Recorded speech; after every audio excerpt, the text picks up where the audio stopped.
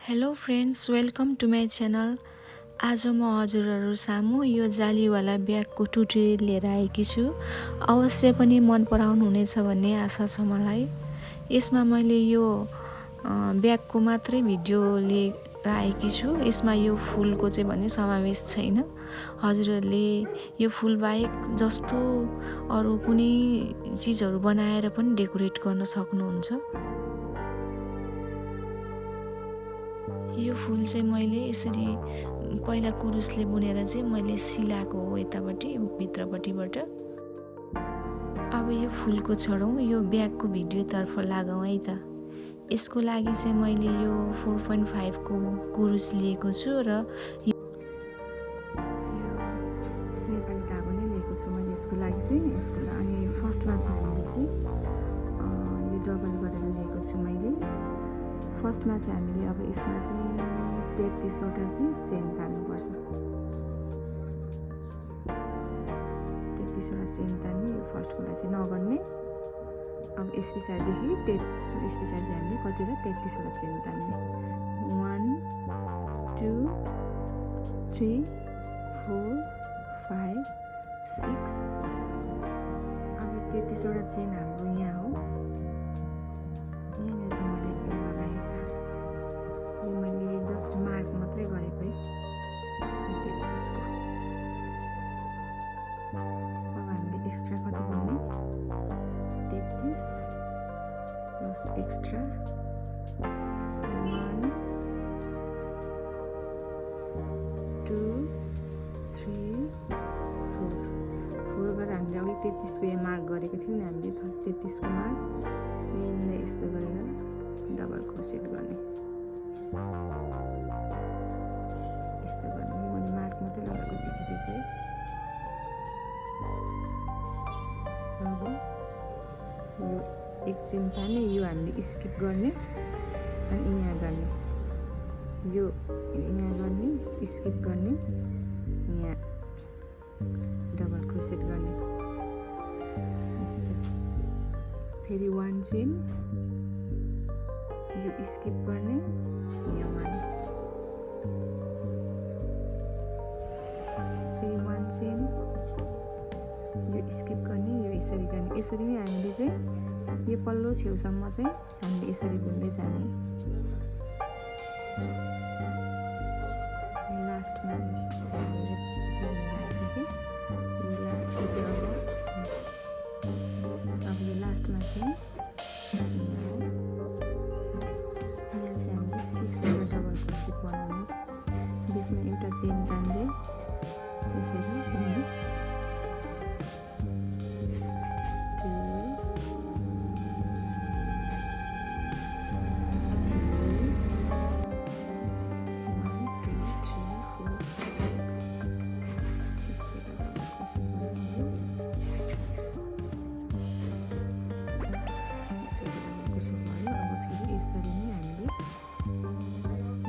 पहिला तानेको थियौँ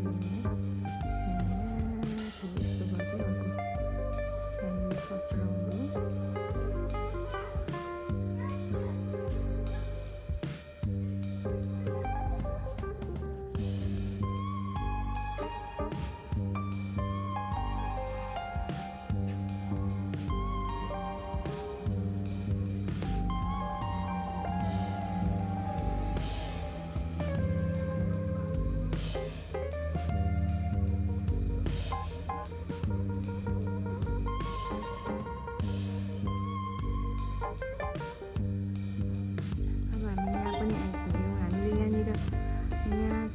बनाएको थियो नि। अब त्यस्तै हाम्रो यहाँनिर चाहिँ हाम्रो यो दुईटा अलरेडी भइरहेको छ 1 and 2। अब हामीले चाहिँ यहाँ कतिवटा बनाउनु पर्यो भनेपछि 6 वटामा अब हामीले 4टा बनाउनु पर्छ। 1 यो दुईटा खाली छ,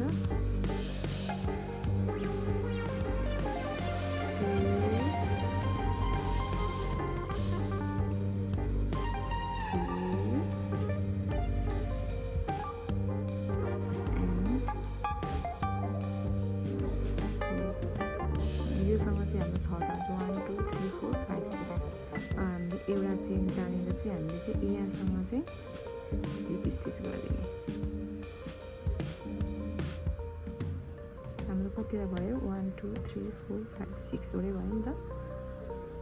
अब यहाँनिर चाहिँ हामीले यो छ नि यसमा चाहिँ हामीले 3टा डबल क्रोसेट बनाउनु पर्ने अनि यसको लागि चाहिँ मैले चाहिँ यो 4टा चेन ताने 4टा चेन र चाहिँ यहीँनिर हामीले 3टा बनाउनुपर्छ डबल क्रोसेट। त्यसको लागि चाहिँ यो एउटा गनिन्छ अनि यो 2टा भयो अनि यो 3टा यस्तो हेर्नुहोस् त। अब यो एउटा लास्टको छ नि यो लास्टलाई चाहिँ बुन्नुपर्छ हामीले यसरी एउटा तान्ने अनि यो लास्टको बुन्ने।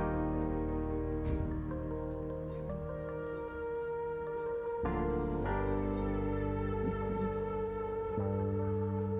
बुझ्नुभयो नि यस्तरी।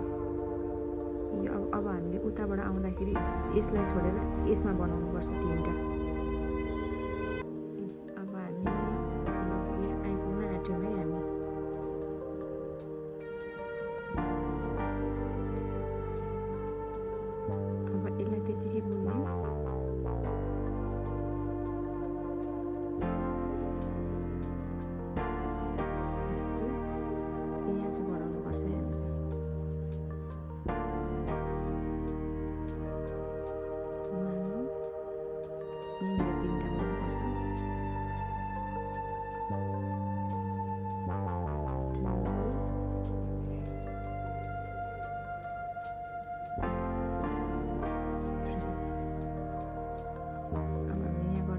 एक्स्ट्रा हामीले 2टा बनाउनुपर्छ।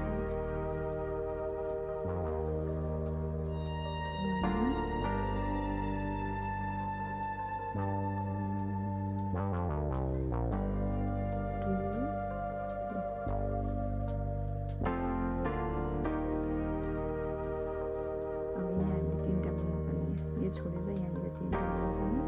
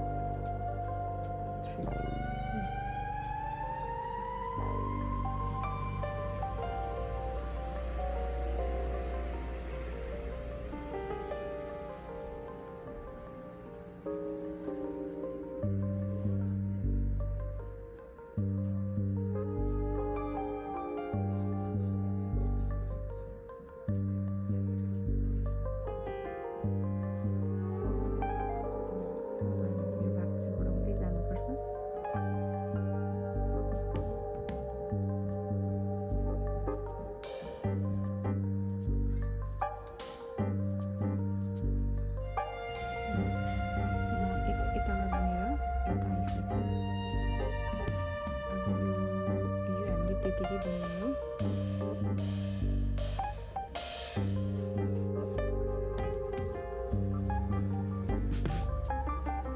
यहाँ चाहिँ हामीले 3टा बनाउनुपर्छ।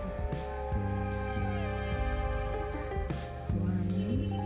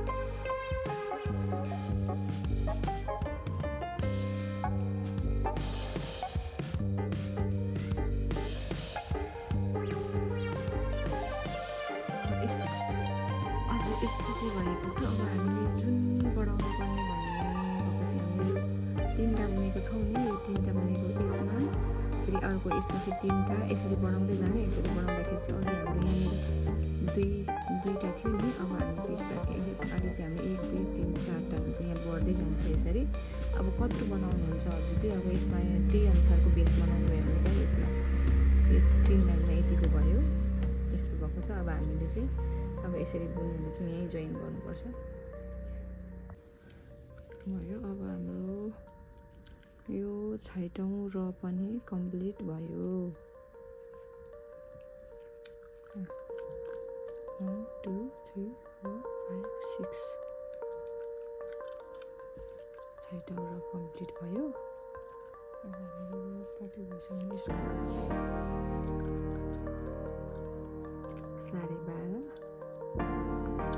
यस्तो चाहिँ हाम्रो कति भइसक्यो 6:30 अलिक कम्ती छ। अब चाहिँ हामीले चाहिँ यो जुन हामीले यस्तो बढाएको ठाउँ थियो नि, यो बढाएको ठाउँमा चाहिँ अब चाहिँ 3टा नबनाउने, एउटा मात्रै बनाउने। अब हामीले चाहिँ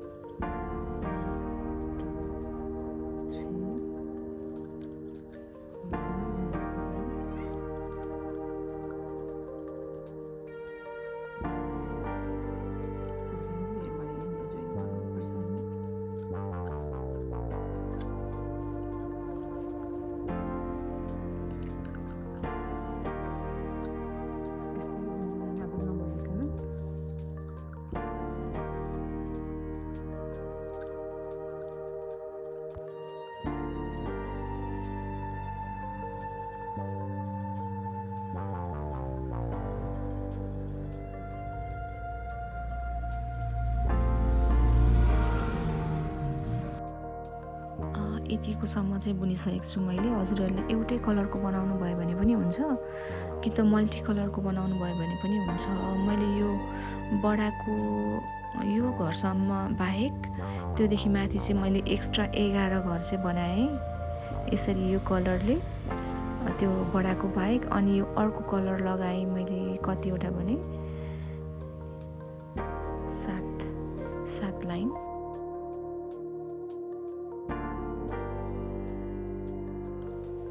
अब यस पछाडि चाहिँ हामीले उयो बोर्डर बुन्ने बेला भयो। यो बोर्डर बुन्नको लागि चाहिँ सिङ्गल क्रोसेट बुन्नुपर्ने हुन्छ। सिङ्गल क्रोसेट त्यो अघिको कुरुस मैले यो 4.5 को युज गरेको थिएँ नि, अब योभन्दा अलिक सानो कुरुस प्रयोग गर्दैछु। यो 3 mm को चाहिँ कुरुस हो यो।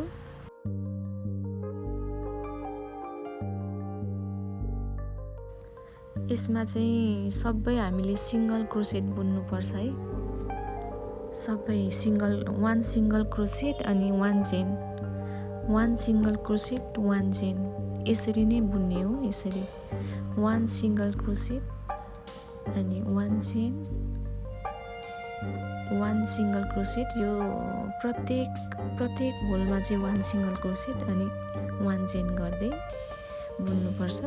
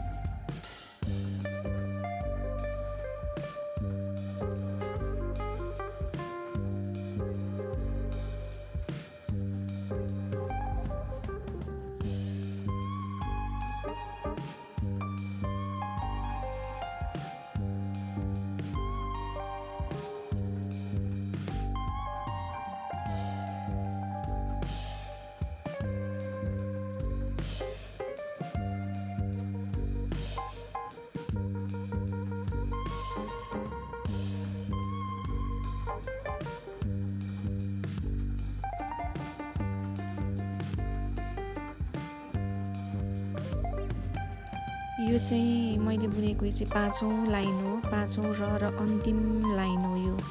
अब यस पछाडि चाहिँ म यहीँ टुङ्गाउँछु।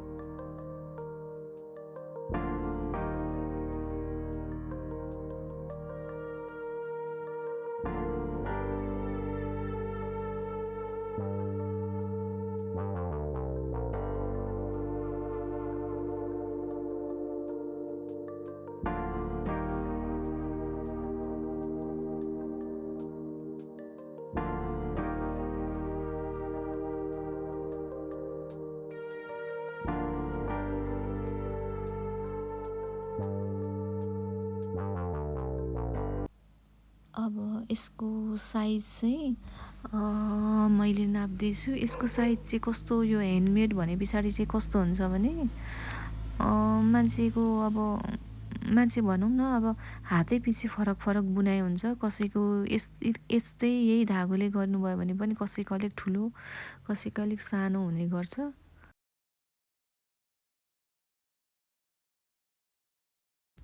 अब चाहिँ म त्यो ब्यागको चाहिँ त्यो ह्यान्डल हुन्छ नि, त्यो माथि भिर्ने, त्यो बनाउन गइरहेको छु। त्यसको लागि चाहिँ मैले अलिक धागो छोडेर थाल्दैछु, किनभने त्यो छोडेको धागोले चाहिँ पछि सिलाउनु पर्ने हुन्छ नि त।